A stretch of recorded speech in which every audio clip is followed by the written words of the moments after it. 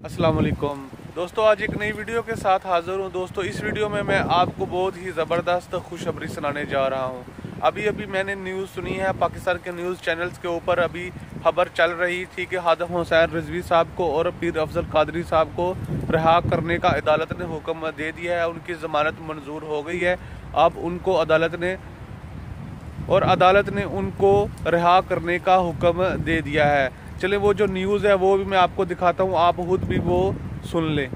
खास से जमानत पर फैसला सुना दिया, साथ ही साथ पीर अफजल कादरी की जमानत भी मंजूर हो गई और लाहौर हाईकोर्ट ने दलाइल मुकम्मल होने पर 10 मई को फैसला महफूज किया था। जी हां, हुकूमत की जानिब से उन्हें हिरासत में लिया गया था और अब खादिम रिजवी की जमानत मंजूर कर ली गई है। रिहाई का हुक्म जारी कर दिया गया है। सुप्रीम कोर्ट लाहौर रजिस्ट्री ने दरखास्त जमानत पर फैसला सुना दिया है। पीर अफजल कादरी की जमानत भी मंजूर कर ली गई है।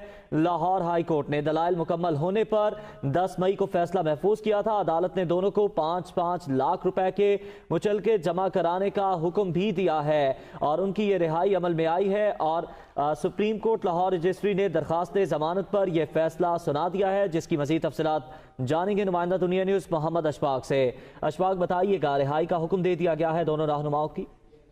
जी बिल्कुल, लाहौर हाई कोर्ट के जस्टिस कासिम अली खान और जस्टिस असद जावेद गुराल पर मुश्तमिल 2 रुकनी बेंच ने फैसला सुनाया और तहरीक लब्बैक पाकिस्तान